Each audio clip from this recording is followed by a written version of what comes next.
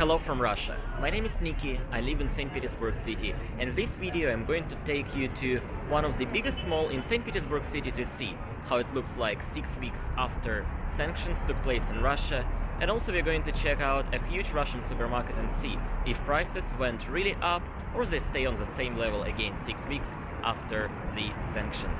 It is the very center of St. Petersburg city, right next to Moscow railway station and Nevsky Prospect being behind me. I made a video on a similar subject about 1 month ago, and that time we saw that many companies were leaving Russia, but apparently not as many as we had in the following month. Apparently Uniqlo is still opened, but they will be closed in some amount of time, and the line of people starting there goes over there to the entrance. I also saw that many groceries that I got used to have for myself really often got much more expensive, and almost none of the products were staying the same price. So really curious about what we are going to see here today. Honestly guys, it feels even a little more surreal than it was like 1 month ago, because around me I'm staying at the very central part of the mall. The entrance is right behind me, and here is a huge area where you can basically see every single floor, and every single store around this area is closed, like this Uniqlo and H&M right next to the entrance. So literally around this area only that Korean store is opened, and over here is a very weird store of some kind of like cigarette-like things. They actually have two stores, one is a pop-up store and one is like normal one. To the left and to the right everything is closed. But the most ironic closed store is actually Starbucks. They made this wall, I don't know, like half a year or maybe even 1 year ago to operate as normally during the COVID regulations put inside Russia, and they somehow could keep working as before, but now it's completely closed, and it's actually said we are opened. Last time I made a video from a mall, I said something like that we are still staying in the middle of the process of companies leaving Russia, and most likely in a few coming weeks we'll see much more brands to close their stores, and apparently that is kinda true. Comparing to 1 month ago, I see much more stores quitting Russia, and I think for now it's more or less kinda stable, and most likely what you see now, what I see here today, will not be very different from what we might see here in 1 month or in 2 months. Here I should mention, if you have something like, hey Niki, what are you talking about? There's some terrible things happening in Ukraine and you're just talking about shopping malls and product stuff and so on. Guys, I just want to be your additional source of information, and I know you have your sources of getting to know what's going on there in Ukraine, and I want to be your tiny window into what's happening here around me in St. Petersburg. Mate, you see that yellow box? That is actually ATM of my bank, and that was so crowded, basically full of people staying around it, because it was one of the sources to withdraw foreign currency. Apparently today there's nobody staying here in line, and I wonder, is that any different than like a month ago or not? It's actually one of my favorite banks in Russia, and they have really good user interface, and you can understand if you can withdraw any money straight away. If they have any English, yeah, it's more understandable for you. So you can withdraw Russian rubles and American dollars. Simply this sign means that there is enough money for that. So there are really some dollars, but unfortunately I cannot withdraw anything, because all my foreign currency that I have right now, it's something that I received after March the 9th, and there is a new regulation saying that Russians who received American dollars or any other foreign currency after March 9th cannot withdraw it in Russia. Like, there is no way of getting foreign currency after March 9th. There's actually so many new regulations in my country that reduce our freedom of travel, of receiving information, and of course freedom of speech. Previous video I showed you what news look like for people in Russia, and I received so much positive feedback. Thank you. I feel happy that you found that video interesting and informative to watch. Also in the previous video I mentioned the way I receive news myself, mostly from reading the news digest from Ilya Varlamov. His team actually reached me out and asked whether I can share a few more words about Ilya And yeah, I personally watched hundreds of his videos. Varlamov is a popular blogger and journalist in Russia. He has more than 3 million followers on his YouTube channel, and apparently I'm one of them. He does a lot for changing Russia into a better place, and recently he does a great job at observing what is happening between Russia and Ukraine and what is happening inside Russia. He recently started a new channel with his videos translated in English, and I'll put a link to one of his recent videos that is just a perfect match for my previous video, where I showed you the news that people see inside Russia, and Varlamov explains why it's happening like this. Putin's propaganda is telling Russians that Nazis have seized power in Ukraine, that the country must be liberated from them. И теперь российские солдаты опять сражаются с нацистами. In Russia, it's forbidden to call it a war. If you want to understand Russia and Russian people better, you can find a lot of interesting videos on his channel. All this time we were staying on the first floor, and at most Russian shopping malls, the first floor belongs to really expensive brands or to really huge chain stores like H&M and Uniqlo. Now we are getting to the second floor, and my guess is the first floor was quite empty, especially this alley underneath, and many stores were basically closed here. On the second store and the third store, there must be a lot of smaller chains, smaller stores, and most likely less shops will be closed here. I'm actually not correct about the second floor. So many places closed here, like this Pull and Bear. Over here, I think there is no sign of anything, but before it was Adidas, and they moved out, they don't even have anything left from their name.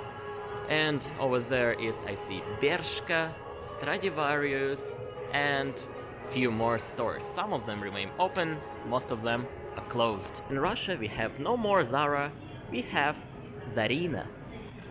So what I see here today is like half-empty mall in terms of the stores being closed and opened here, and also not so many people being here, but perhaps it's because today is the evening of Monday, I'm having a free time today, but apparently not many people went shopping today. So that is the first level of food court, and a lot of people hanging out around here. The very first store that we see is Teremok, which is Russian traditional fast food. They make in bliny, Russian pancakes. You can see it over there. That's actually quite interesting. This one is Chinese food. That is Russian food, dumplings. And over there, you see that some stores are actually closed. Dear friends, we temporarily stopped the operation of our network. Bye-bye McDonald's, and I think the KFC from the left and Burger King from the right. I'm making double income these days.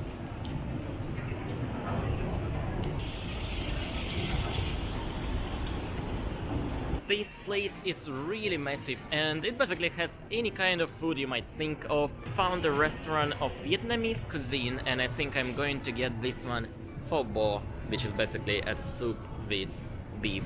And it cost 450 rubles, which is like $4.50 today. That is actually quite expensive for Russia, like 450 rubles for a bowl of pho bo, but it looks so huge and it actually looks very nice. Now I'm getting downstairs to go grocery shopping at local supermarket.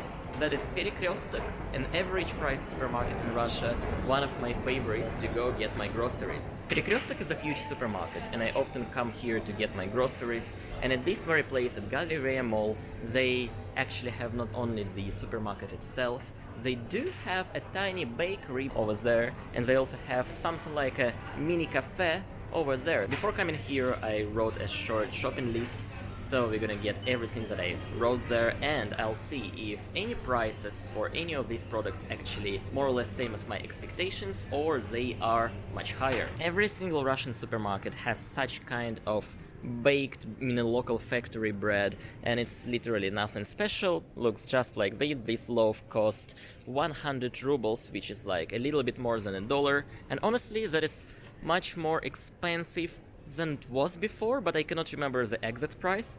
I'm not going to take anything from here, because this Perekrostok has their own bakery with quite nice kind of bread.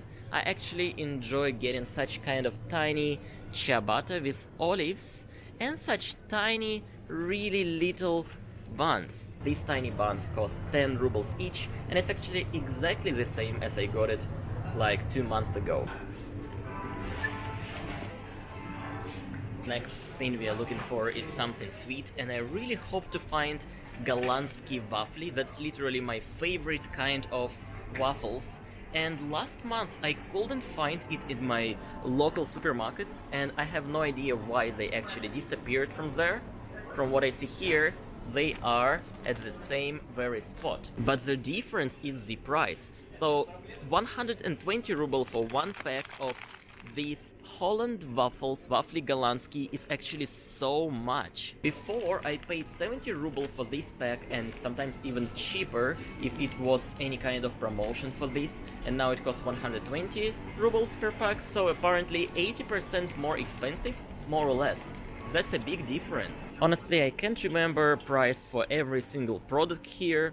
We have a lot of sweets in Russia, but such kind of price, like 100 rubles for a pack of these cookies, and also such kind of waffles for 120 rubles, it's different kind of waffles. It feels really much more expensive than it was before. Let's go see if I can say such words about vegetables or fruits. Well guys, I wanted to get some tomatoes, and every single kind of tomatoes now feels illegally expensive. Like the cheapest I could find is 210 ruble for 1 kilo of it, and the most expensive one is like 339 rubles.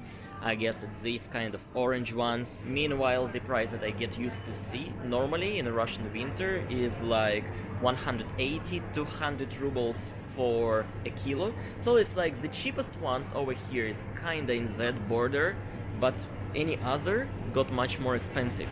I'll take a few of tomatoes from Azerbaijan. They seem to be really nice. At this store you gotta weight it by yourself, literally place it over here, and then you gotta remember this number, 23. Is it alright? Then you get such kind of sticker, you simply put it over here. Bananas go really bananas here, like I used to buy such kind of bananas for 40-50 rubles per kilo, but right now it's 106 ruble for 1 kilo. And we also have smaller bananas that remind me very much Thailand, my time in Asia, but they're much more expensive. They cost 260 ruble.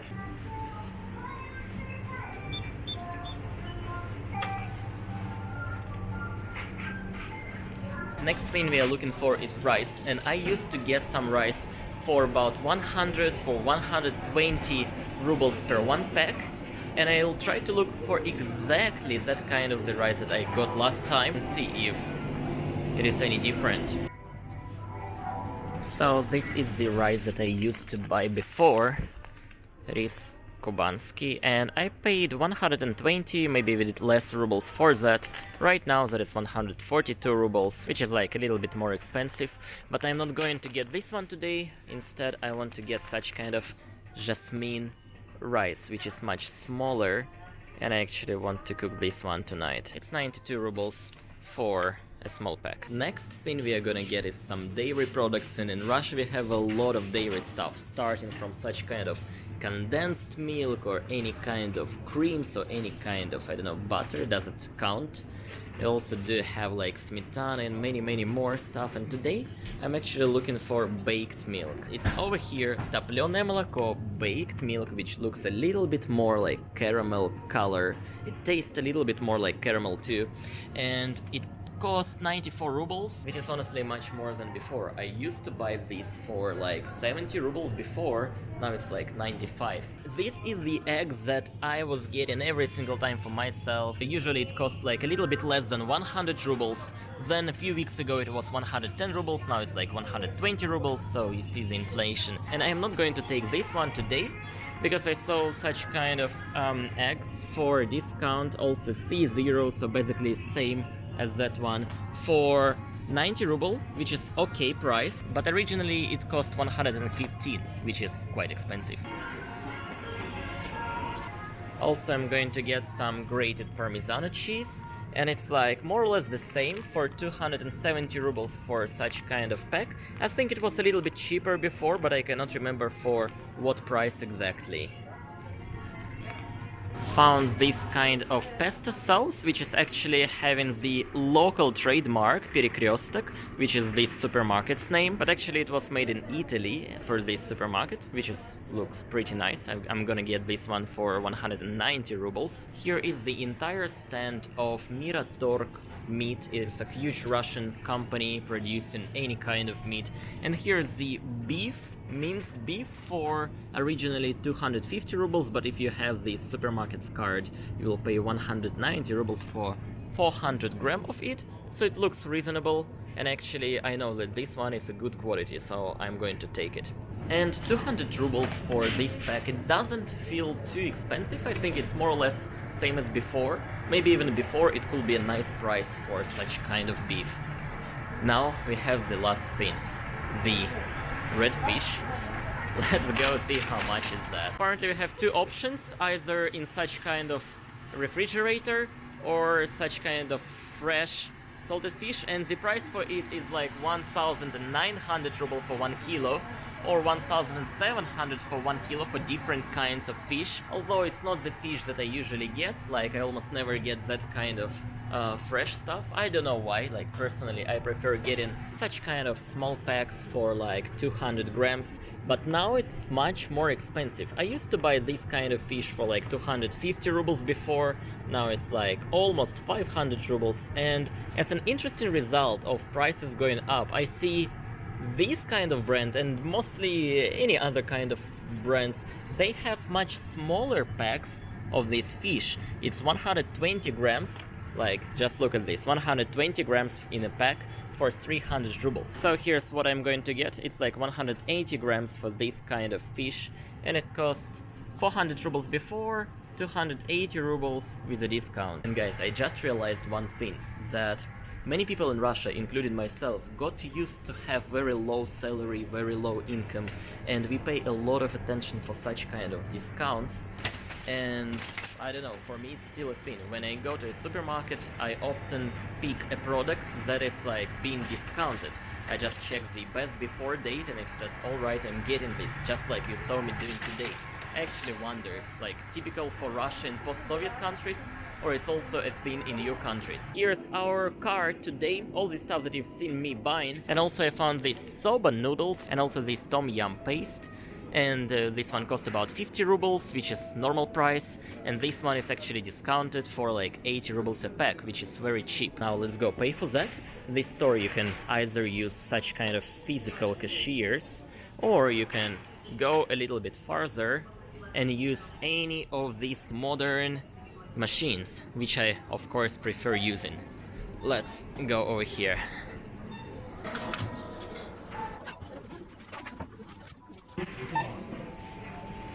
I thought, what could I say by the end of this video? And I have just one thought in my head right now. Living in Russia is becoming harder for people in general and for me personally. But Russian people get used to hardships of life since the moment they were born, and this makes a weird situation when people clearly see their life is becoming harder, not as good as before, and meanwhile they're kinda alright with that. I often hear things like, yes, McDonald's is leaving Russia, but we actually will benefit from it because people will eat healthier food. Or, yes, groceries are getting more expensive, but it's like actually not too much and we are alright with that. And if you go to streets in Russia to ask people how sanctions affected their life, they will say they will survive. And I cannot disagree with that. Indeed, people will survive. I will survive here under any kind of sanctions. But I don't want to have people around me just surviving. I want people around me living a full life. Of course, not just in Russia, but everywhere around the world. Don't forget to like this video and subscribe to my channel. Спасибо and пока.